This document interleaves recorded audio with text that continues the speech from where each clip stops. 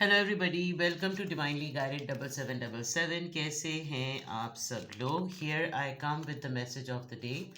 तो let's see कि आज का मैसेज किसके लिए है, किस एनर्जी में है, किस तरह का है।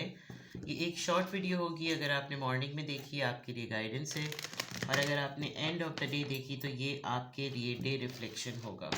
मैसेज आपने वही लेना है जो लगे आपको अपनी सिचुएशन से मैच करता हुआ। टैरो में ये मैसेजेस आए हैं, सब आपने अपने ऊपर इम्पोज नहीं करने और इनकी बेसिस पर कोई भी फाइनल डिसीजन नहीं बनाना। अपनी प्राइवेट रीडिंग करवाएं। डिस्क्रिप्शन बॉक्स में मेरा नंबर मौजूद है, साथ ही में सेकंड चैनल का लिंक मौजूद है, और दोनों ही चैनल्स पर रीडिंग लेने के लिए मेरा कॉन्टैक्ट नंबर एक ही है। So without any further delay let's see के what is the message of the day. What is the message of the day?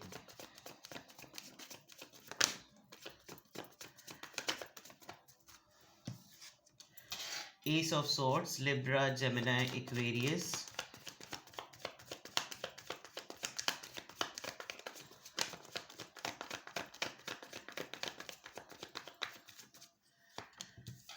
Ten of Pentacles, Taurus, Virgo, Capricorn.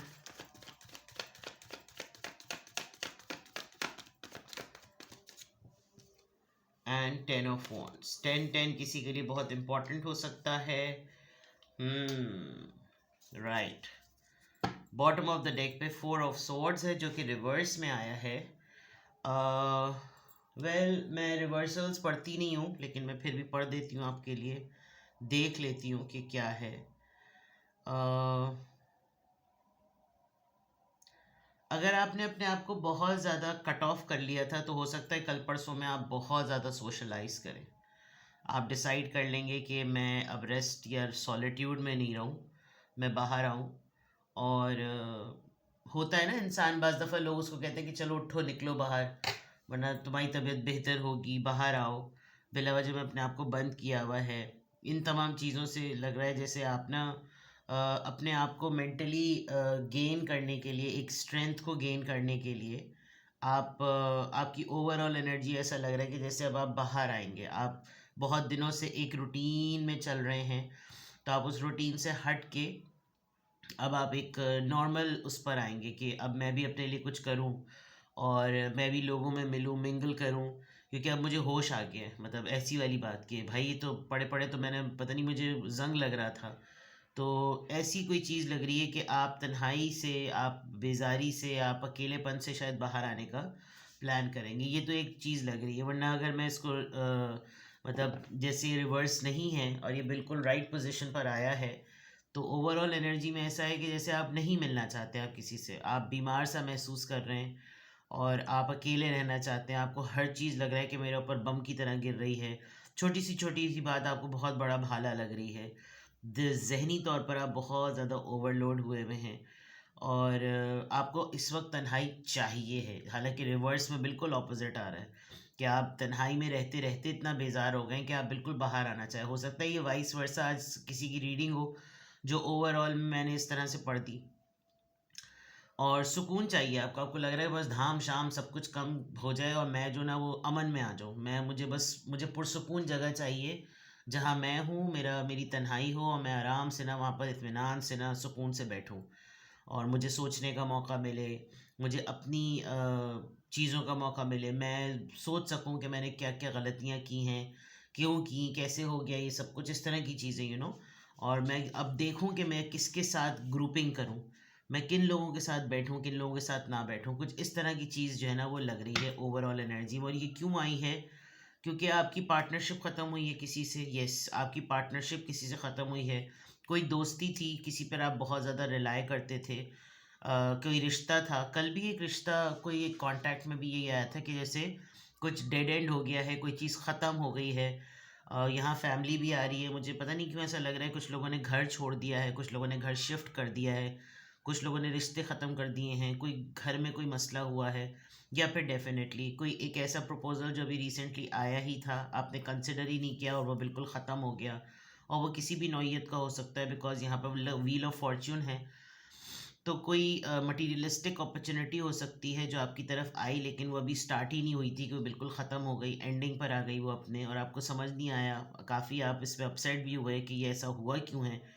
और ये तो लर्निंग के लिए और ग्रोथ के लिए मेरे बहुत अच्छा था, लेकिन मैंने इतनी मेहनत की, सब कुछ किया, लेकिन मुझे ऐसा मौका नहीं मिल रहा। तो this is the overall energy. Now look at here, यहाँ पर देख लेते हैं। आप अपनी फैमिली की फाइनेंसेस को लेकर, फैमिली की स्टेबिलिटी को लेकर, घर में अपने पार्टनर से, अपने फादर से, अपने बड़े भाई से, या जो भी आप जिनके साथ आप लोग घर चलाते हैं, उनके साथ कुछ क्लियरली बैठ कर ना आप बात करेंगे।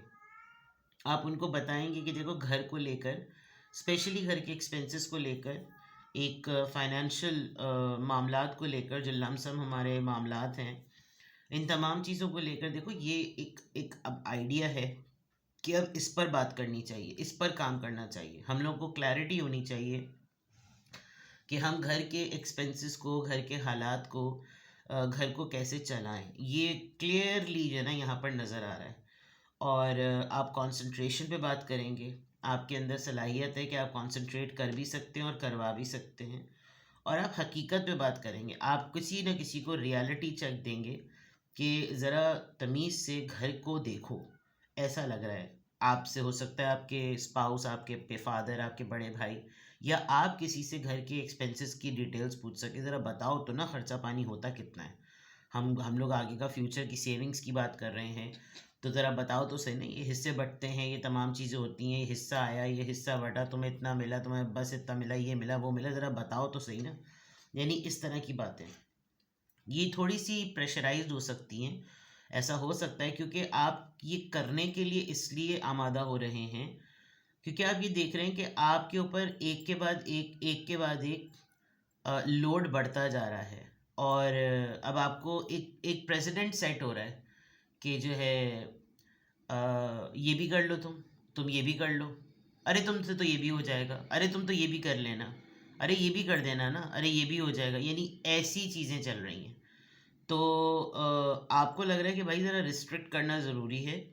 और मुझको बिल्कुल ऐसा लग रहा है कि जैसे कोलू का बैल बनाया हुआ है सबने, और अब मैं ज़रा बिठा करना किसी से साथ क्लैरिटी से बात करूं कि ये मेरा फ़ैसला है।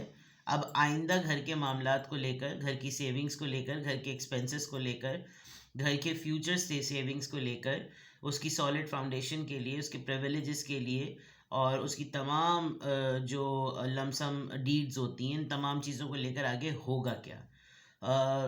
मे बी आप एक्सपेक्ट कर रहे हैं कि आपको कहीं एंसेस्ट्रल गिफ्ट मिले कोई, जैसे होता है ना भाई, हमारी वो वाली ज़मीन अब बिकने पर आ गई है, बस अब उसका उसका हिस्सा आने वाला है। अब जैसे उसका हिस्सा आने वाला है, इससे पहले कि वो किसी ऐसे के हत्थे लगे जो सिर्फ अपना सोचता है, तो आप शायद उसके कस्टोडियन हो या आपके ज़िम्मे हो वो, तो फिर सब आपके ऊपर धावा बोलने वाले हो कि हमें दो, हमें दो, हमें दो। और उसके ऊपर आप शायद बात करेंगे कि नहीं, अब इसके ऊपर बिल्कुल क्लियरली बात होगी।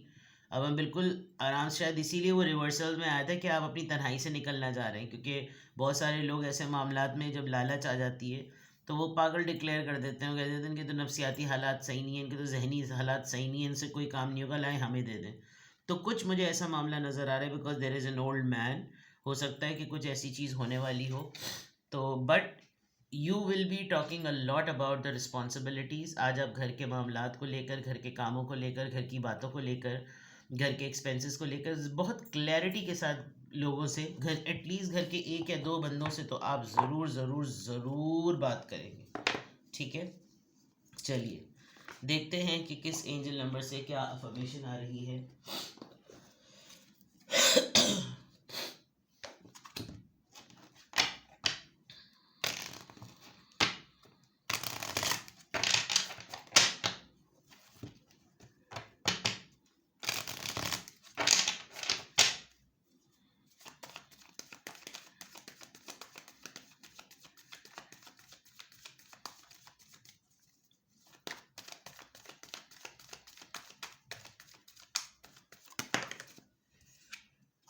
आई एम अबंडेंट। चलिए जनाब, 888 अबंडेंस का नंबर, पैसा, वेल्थ, स्टेबिलिटी, फाइनेंशियल ग्रोथ, बरकतें, लोडेड, ये तमाम चीज़ें आ गई।